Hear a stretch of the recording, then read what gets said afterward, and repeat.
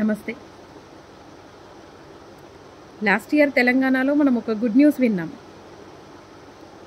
Nearly 3000 above contract lecturers regularisation జరిగింది మన స్టేట్లో. జీవో 38, 19, 20, 21 ప్రకారం. చాలా మంచి విషయమే. ఎందుకంటే ఎప్పుడో లాంగ్ బ్యాక్ వాళ్ళు 5,000-6,000 శాలరీ బేసిస్ మీద జాయిన్ అయ్యి ఎంతో సర్వీస్ ఇచ్చి ఎంతోమంది స్టూడెంట్స్ భవిష్యత్తుని తీర్చిదిద్ది వాళ్ళు రెగ్యులరైజ్ అవ్వడం హర్షించదగ్గ విషయమే. కాకపోతే ఒక పక్క ఈ మధ్యనే గురుకులం సిబ్బంది అందరూ కూడా, అంటే గురుకులం ఉపాధ్యాయులు, అధ్యాపకులు ఎవరైతే part time and guest basis మీద పనిచేసిండ్రో మన రాష్ట్రంలో, ఈ నోటిఫికేషన్ పుణ్యాన ఎంత సీనియారిటీ ఉన్నప్పటికీ వాళ్ళు వాళ్ళ ఉద్యోగాన్ని కోల్పోవలసి రావడం చాలా బాధ అనిపిస్తుంది. ఎందుకంటే మన తెలంగాణ రాష్ట్రంలో గురుకులాలు 1983 నుంచి ఎస్టాబ్లిష్ అవుతూ వచ్చినాయి. 1983 నుంచి దాదాపు గురుకులంలలో 70% పార్ట్ టైమర్స్ గెస్ట్ ఫ్యాకల్టీ ద్వారానే రన్ చేస్తూ వచ్చింది. రెగ్యులర్ ఫ్యాకల్టీ చాలా తక్కువ గురుకులంలలో. చాలా కష్టం ఉంటుంది మన గురుకులం ఫ్యాకల్టీని రెగ్యులర్ నార్మల్ కాలేజెస్, స్కూల్స్ ఫ్యాకల్టీతో పోలిస్తే చాలా కష్టతరమైన ఉద్యోగం అది. ఎందుకంటే హాలిడేస్ ఉండవు. పొద్దున 5 గంటల నుంచి రాత్రి 9 గంటల వరకు డ్యూటీ చేయాలి. ఎప్పుడూ పిల్లలతోనే ఉండాలి. కుటుంబం కంటే ఎక్కువ పిల్లల మీదనే ధ్యాస పెట్టాలి. అట్లాంటి సిచ్యువేషన్లలో కేవలం 5-6 వేల శాలరీకి జాయిన్ అయిన వాళ్ళు ఎంతోమంది ఉన్నారు.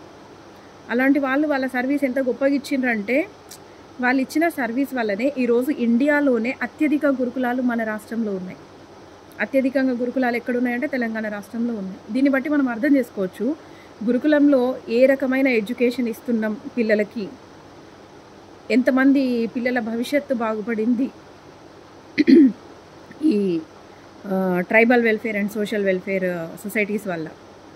ఇక్కడ ఎస్సీ, ఎస్టీ, బీసీలకు చాలా మంచి ఎడ్యుకేషన్ ప్రొవైడ్ చేస్తున్నారు. కార్పొరేట్ కాలేజెస్ అండ్ స్కూల్స్కి ధీటుగా ఎడ్యుకేషన్ ఇవ్వడంలో గురుకులాలు ముందున్నాయి. వాళ్ళు ఇచ్చిన ఎడ్యుకేషన్ అట్లాంటిది. అట్లాంటి వాళ్ళందరూ కూడా ఈరోజు దగ్గర లాస్ట్ ఇయర్ నోటిఫికేషన్లో 9,000 అబోవ్ పోస్టులని అనౌన్స్ చేశారు. ఇప్పుడు అంతమంది రెగ్యులర్స్ వచ్చి జాయిన్ అవుతున్నప్పుడు అంతేమంది ఎవరైతే గెస్ట్ ఫ్యాకల్టీ అండ్ పార్ట్ టైమర్స్గా ఉన్నారో వాళ్ళందరూ వాళ్ళ ఉద్యోగాల్ని కోల్పోయి ఈరోజు రోడ్డున పడడం అనేది మాత్రం మన స్టేట్లో చాలా బాధను కలిగిస్తుంది. చాలామంది ఏం మాట్లాడాలో, ఏం చేయాలో, ఎక్కడికి వెళ్ళాలో, ఎవరిని అడగాలో తెలియని పరిస్థితులలో ఈరోజు ఒక ఉద్యోగ భద్రత లేదు అని తెలిసి కూడా ఎంతోమంది విద్యార్థుల భవిష్యత్తుని తీర్చిదిద్దిండ్రు. మనకు తెలుసు గురుకులంలో ఎట్లాంటి పిల్లలు చదువుతూ ఉండేవాళ్ళు అండ్ చదువుతున్నారు అనేది. దగ్గర మన రాష్ట్రంలో 981 గురుకులం స్కూల్స్ ఉన్నాయి. 5th క్లాస్ నుంచి డిగ్రీ వరకు గురుకులమ్స్ ఉన్నాయి. ఎంతమంది చదువుంటారు? నియర్లీ 6 lakhs తెలుసా? 6 లక్షల మంది విద్యార్థులు ఉన్నారు గురుకులంలలో. 6 లక్షల మంది విద్యార్థుల భవిష్యత్తుని తీర్చిదిద్దుతూ వస్తున్న ఈ ఉపాధ్యాయులు, అధ్యాపకులు వాళ్ళ ఉద్యోగాలను కోల్పోయి అన్ని అర్హతలు ఉన్నప్పటికీ పిల్లలతో మమేకమై కుటుంబంలాగా పిల్లల్ని చూసుకొని ఎంతో అటాచ్ అయిన ఈ టీచర్స్, లెక్చరర్స్ వీళ్ళందరూ వాళ్ళ ఉద్యోగాలను కోల్పోయి ఈరోజు రోడ్డు మీదకి వస్తుంటే దీనికి ఎవరు బాధ్యత వహించాలో తెలియదు, ఎవరిని అడగాలో తెలియని పరిస్థితి ఈరోజు.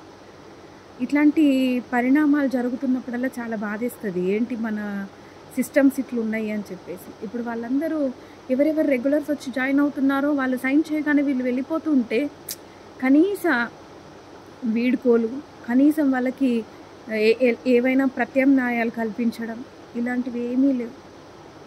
సింపుల్గా వాళ్ళని మనం బయటకు పంపించేస్తున్నాం. అది చాలా బాధాకరమైన విషయం అనిపిస్తుంది నాకైతే.